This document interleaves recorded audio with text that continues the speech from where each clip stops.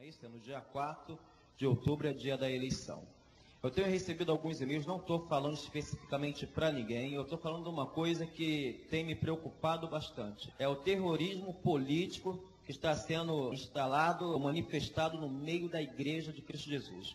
Eu sinto que a igreja está sendo manipulada por alguns pastores, manipulada por alguns líderes evangélicos a acreditar que determinadas coisas ruins que estão acontecendo na nossa nação é culpa do partido da posição do presidente da República, e essas coisas que andam falando por aí, nem todas elas são verdade.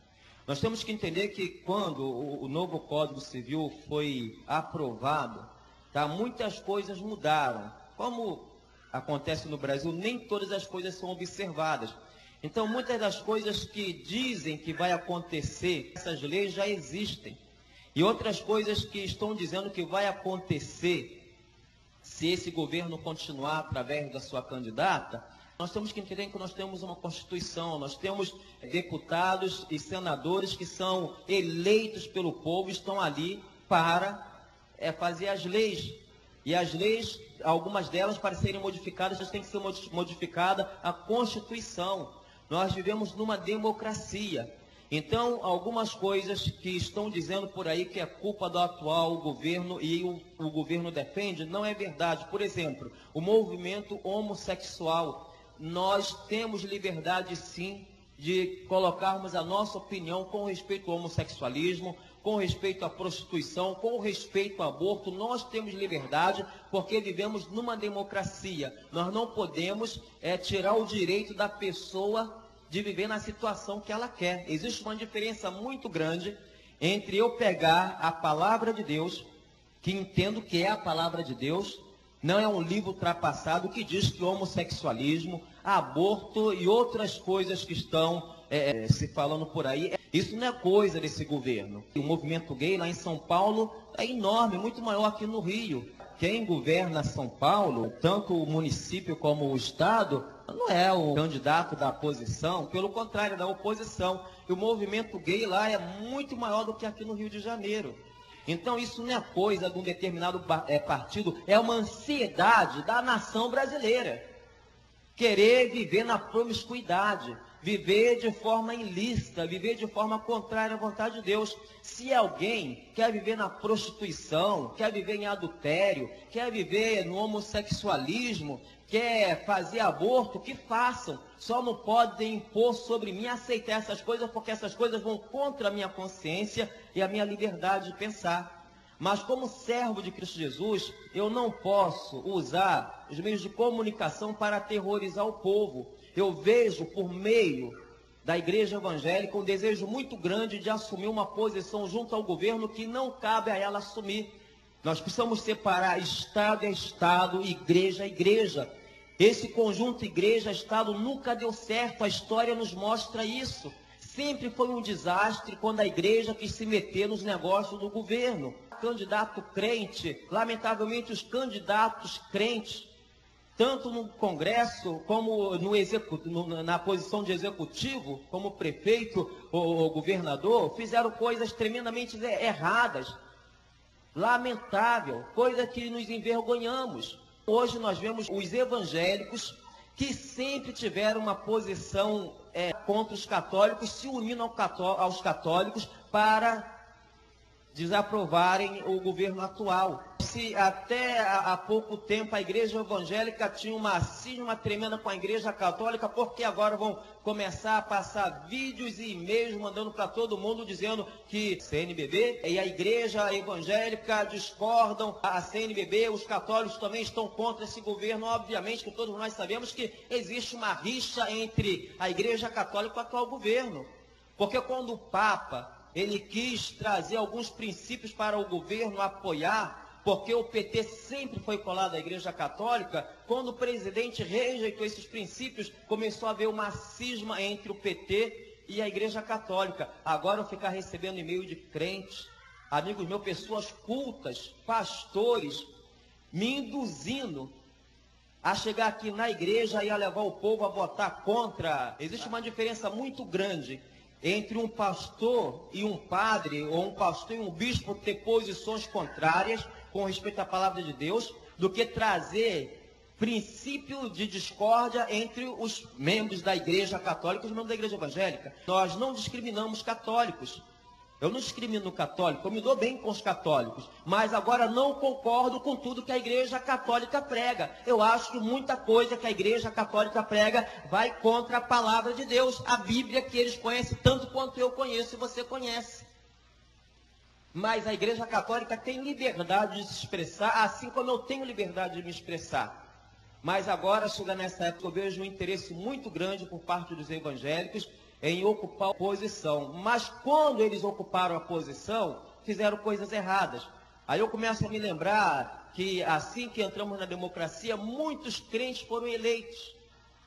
E esses crentes eleitos fizeram besteira. Então, em quem você deve votar? Você tem que votar conforme a tua consciência e não induzido a votar por causa de determinadas opiniões que estão sendo colocadas na internet. Por exemplo, temos uma candidata a presidente que é evangélica, declaradamente evangélica, e eu creio na fé daquela candidata, eu creio que aquela candidata é minha irmã em Cristo Jesus. A candidata evangélica entrou num partido que defende princípios que vão contra a palavra de Deus, porque o seu presidente, uma grande parte dos líderes daquele partido, defende o quê? O homossexualismo, a maconha e outras coisas mais.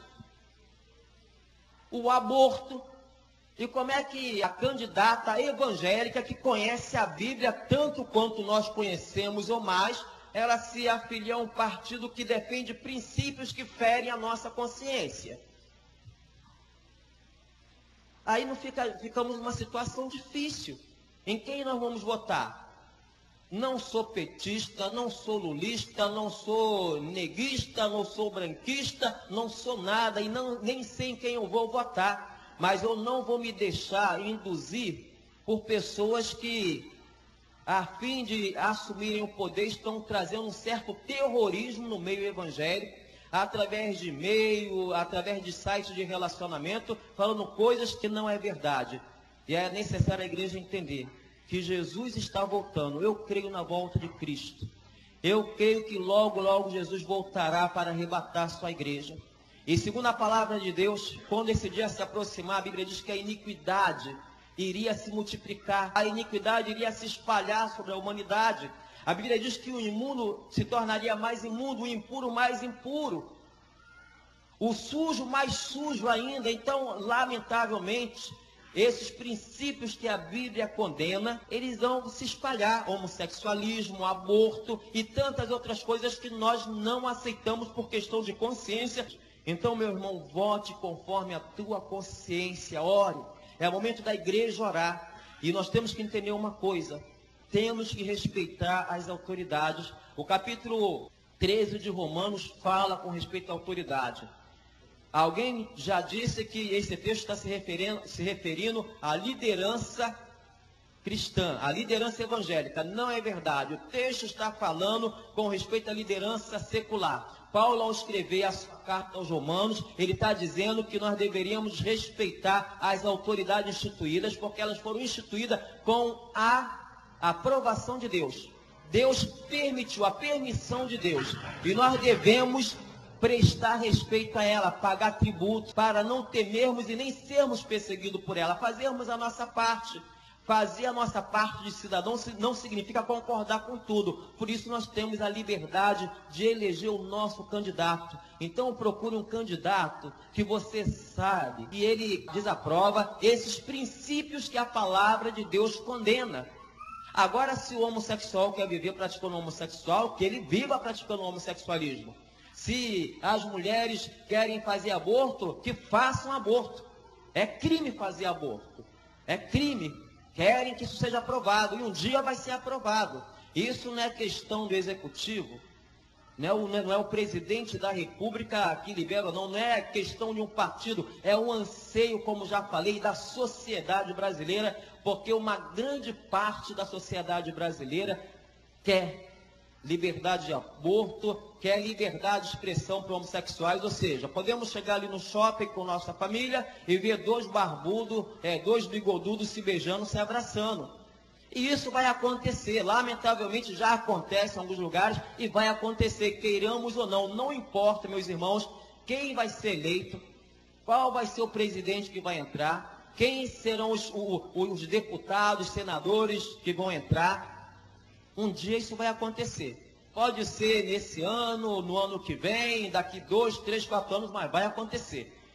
E o que nós temos que fazer? A Bíblia diz que ao mesmo tempo que o impuro continua se tornando impuro, o que o crente tem que fazer? Orar, colocar o joelho em terra e clamar misericórdia a Deus sobre esta nação, para que o juízo de Deus não sobrevenha sobre ela. Orar e não ficar espalhando pela internet informações falsas e erradas. Aqueles pontos ali que colocaram, que está para ser aprovado, aquilo ali está há muitos anos para ser aprovado. E quem tem feito a diferença são homens e mulheres que foram eleitos pelo povo, que não concordam com aquilo, estão travando que aquelas leis sejam aprovadas. Nem todos são evangélicos. Uma grande parte daqueles que condenam esse tipo de coisa não são evangélicos. Então procure o teu candidato que tenha um pensamento cristão, um pensamento bíblico. Não importa quem seja, eu não quero saber em quem você vai votar, eu não quero saber em que partido você vai votar, não quero saber quem é o seu candidato. Eu só quero te alertar para você orar. A Bíblia diz, vamos orar pelos nossos governantes e vamos orar pelas próximas eleições. Eu acredito que se esse movimento que está acontecendo por aí, essas pessoas que estão fazendo esse movimento, se elas se preocupassem mais em orar, colocar o joelho em terra e clamar a misericórdia de Deus, acho que a história iria mudar para melhor. Agora ficar fazendo terrorismo político para induzir o povo a votar da forma como eles querem, eu acho errado. Não acho uma boa coisa nem padre, nem pastor entrar na direção desse governo. Temos que orar bastante. Se a candidata evangélica dela, nós temos que clamar misericórdia de Deus sobre ela para continuar firme no propósito de viver de acordo com a vontade de Deus.